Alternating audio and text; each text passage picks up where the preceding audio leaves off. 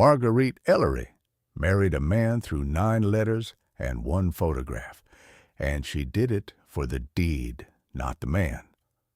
The letters from Wyoming Territory promised a quarter section of proved-up land, a sound house, and a husband who asked only for a steady partner. They did not mention that the proved-up land was 160 acres of short grass and sage, that the sound house was a single room of squared logs with a sod roof, and that the husband would meet her at the depot, looking like he had been pulled backward through a thorn bush, and would not say more than 6 words before noon.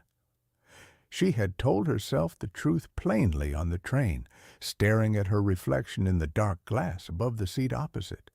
She did not want him. She wanted out.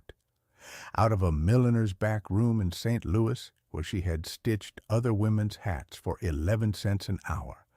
Out of a boarding house that smelled of boiled cabbage and other people's grief. A married woman who proved up a homestead alongside her husband held a claim to the land in her own right under the law. 5 winters, then she would be a woman who owned something, and she could go wherever she pleased. 5 winters. She counted them like coins in her palm and closed her fist around them on the platform at St. Louis and did not look back. The town was called Sweetwater Bend, and it was not much of a town.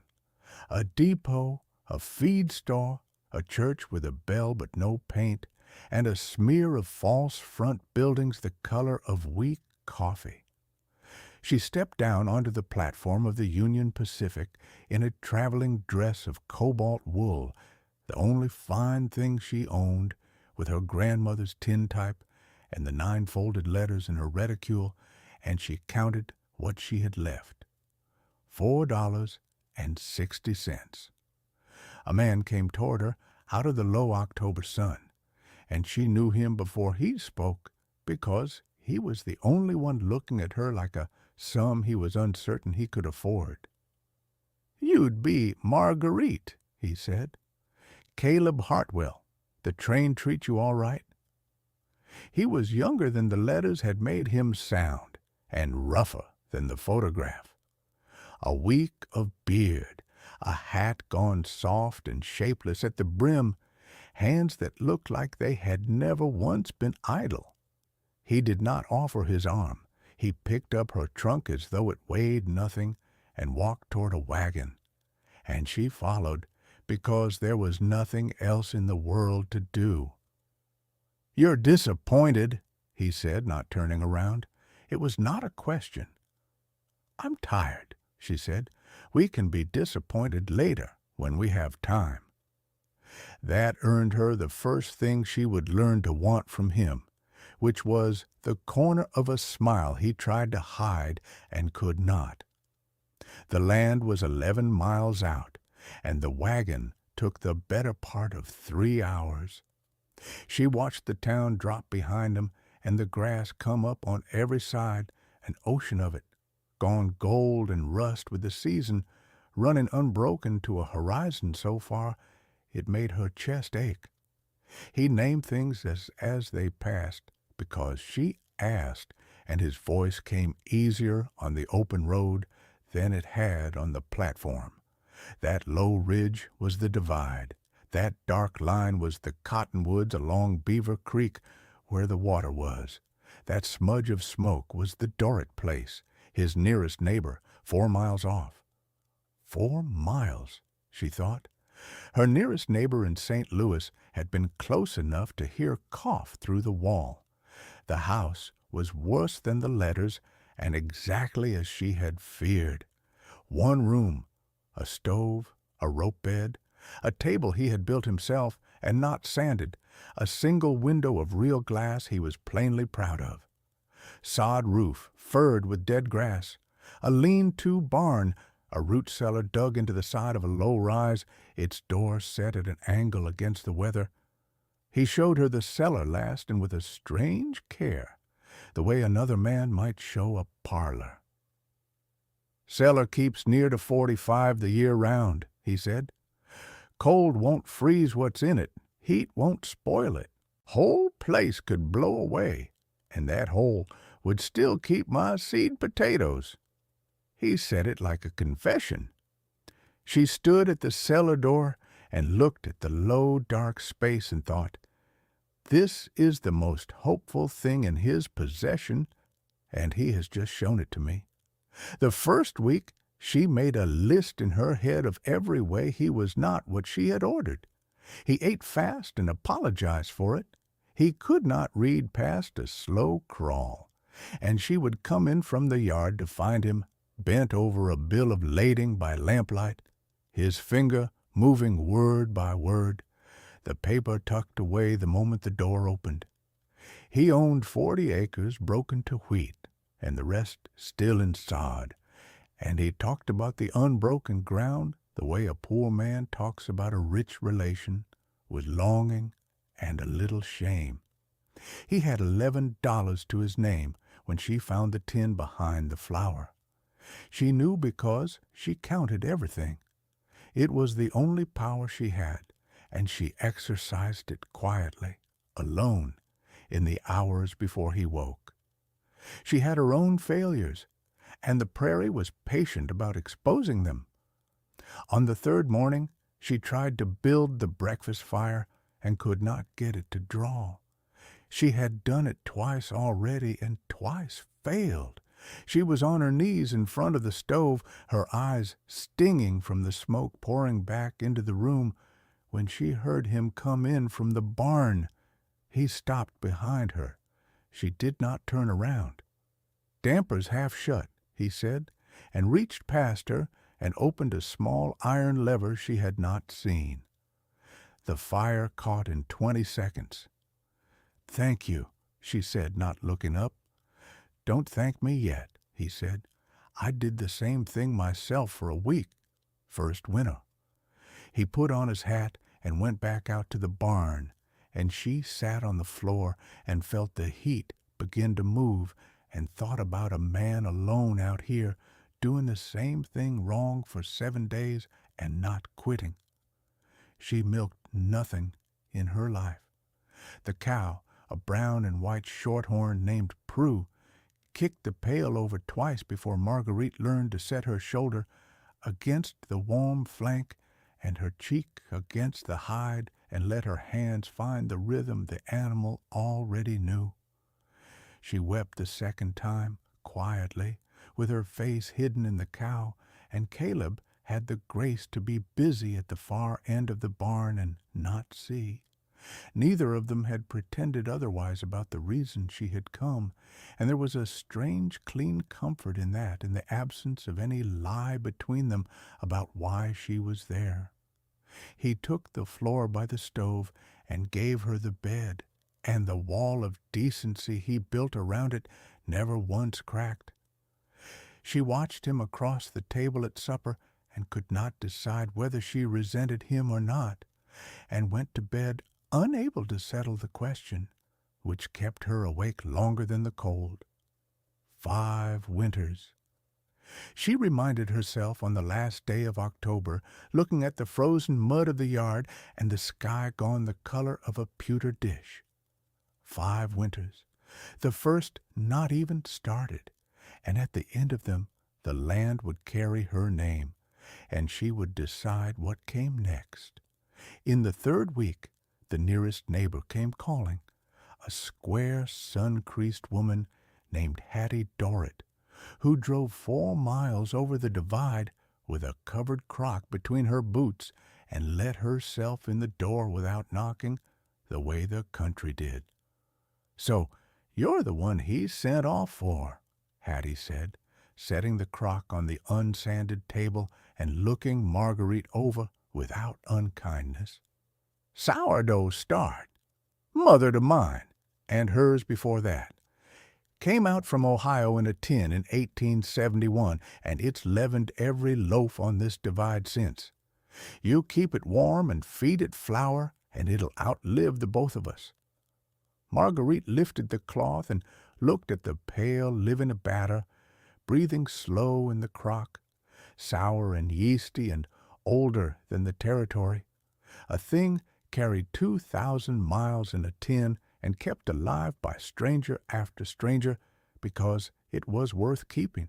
Her stone biscuits, she understood, had never had a chance. She had been trying to raise bread out of nothing. "He's a good man under the dirt of him," Hattie said at the door, pulling her shawl close. "Slow to say a thing, not slow to mean it. You'll see, or you won't." Then she was up on the wagon seat and gone over the gold grass, and the start sat on the table breathing, and the house was somehow less of a single cold room than it had been that morning. That night the first loaf rose. Caleb ate 3 slices and went very still over the 4th and did not say anything at all, which she was learning was the loudest thing he did. The reversals came small and then all at once, the way weather does on the high plains. The first was the chickens. He had a dozen hens and a bad-tempered rooster, and they were dying off 1 and 2 a week, and he could not say why. Marguerite watched them for 3 days.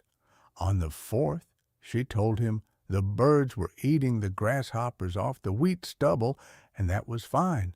Hens will clean a field of hoppers and lay better for it, but the ones dying were the ones that had got into the green potato tops he'd thrown on the heap. And the green of a potato plant is poison to a bird the way it is to a person, and he should burn the heap and shut the flock out of the garden rows. He looked at her a long moment. "How do you know that?" he said.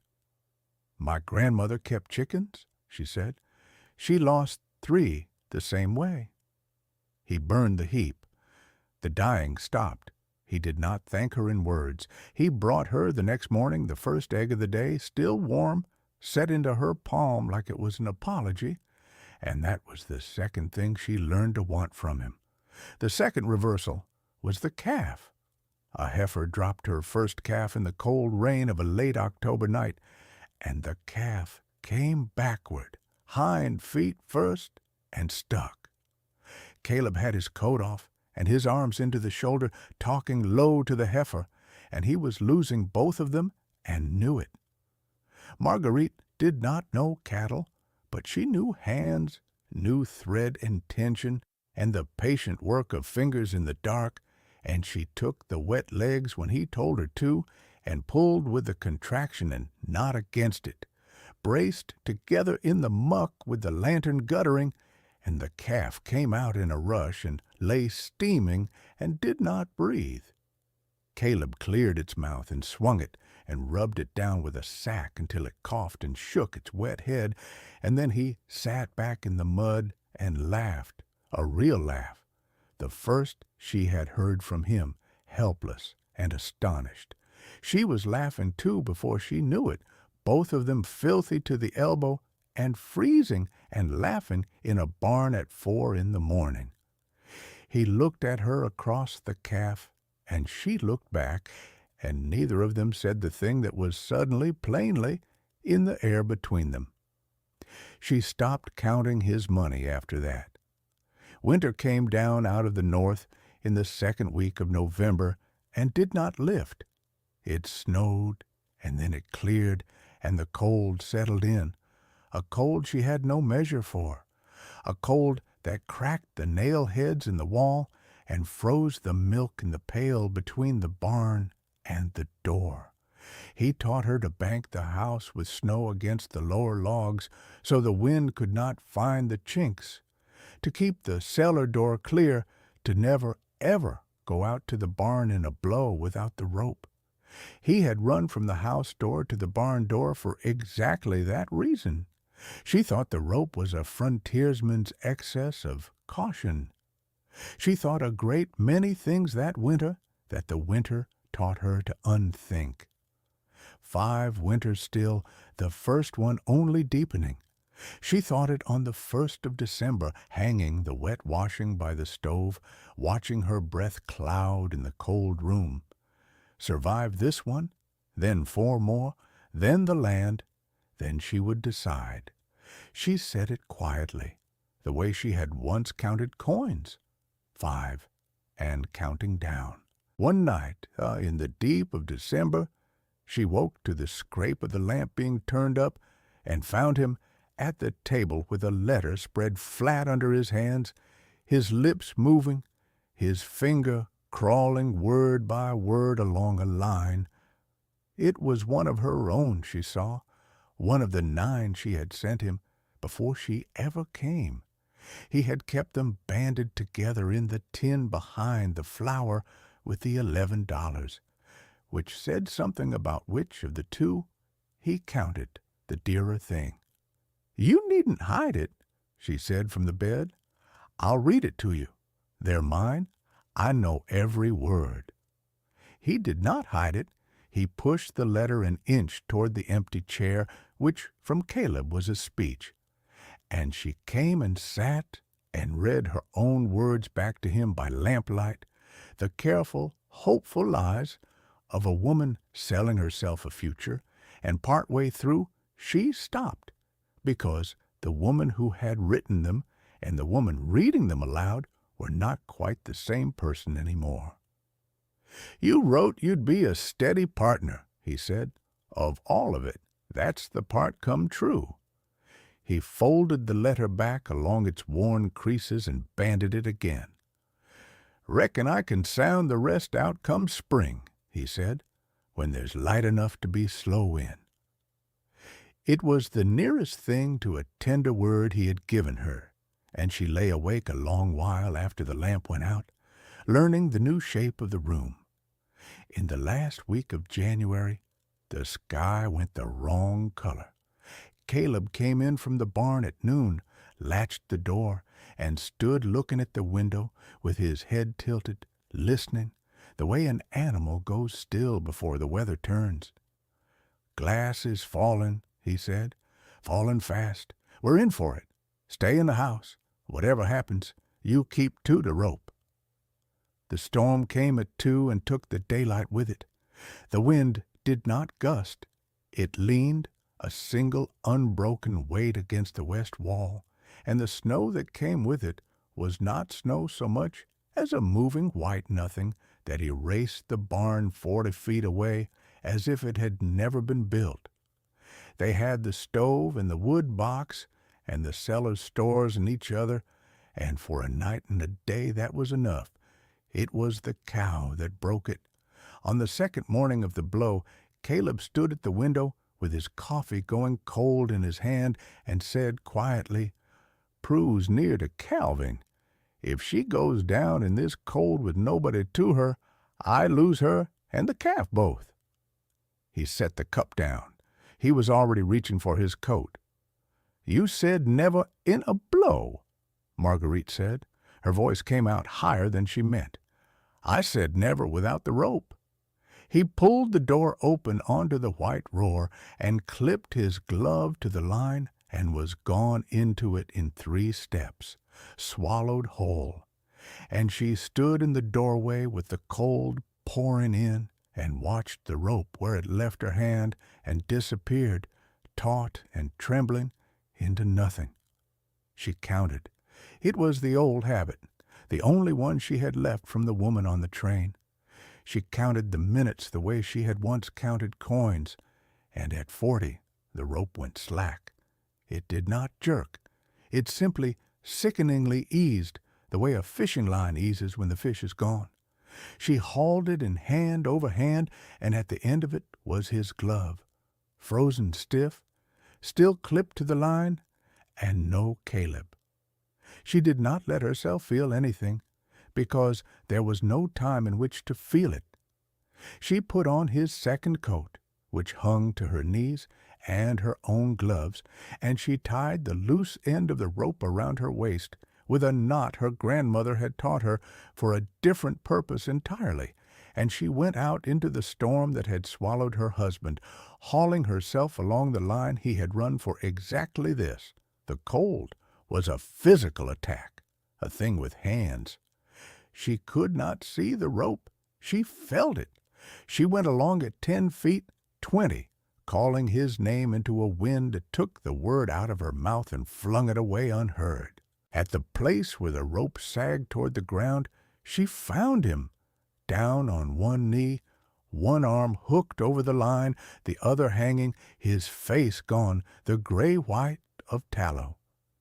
He had slipped on the ice at the barn corner and wrenched his knee and could not stand, and his glove had pulled free when he grabbed for the rope, and he had been kneeling there in the open, with the cold getting into him through the bare hand, for she did not know how long.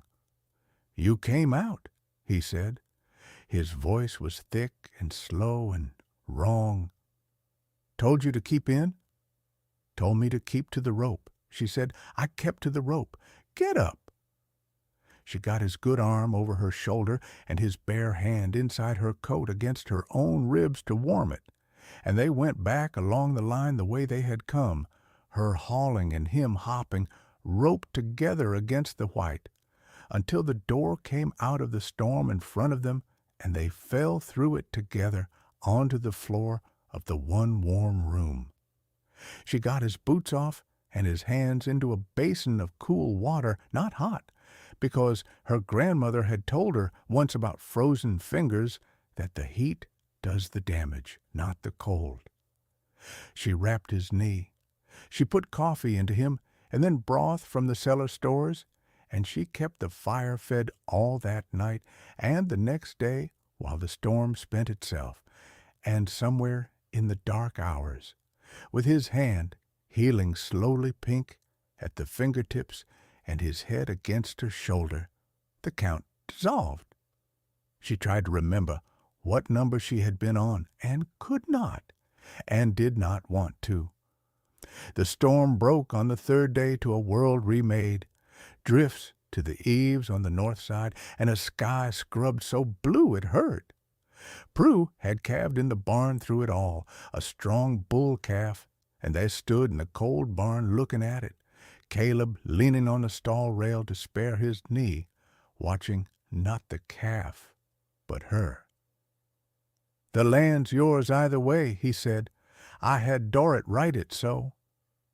You stay or you go. The quarter section's in your name, come the proving up. You don't owe me the staying."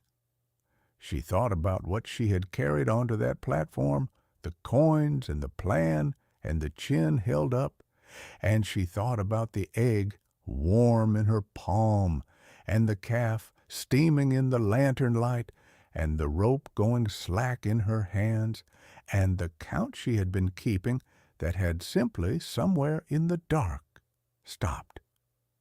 "I know I don't owe you," she said. "That's rather the point of staying."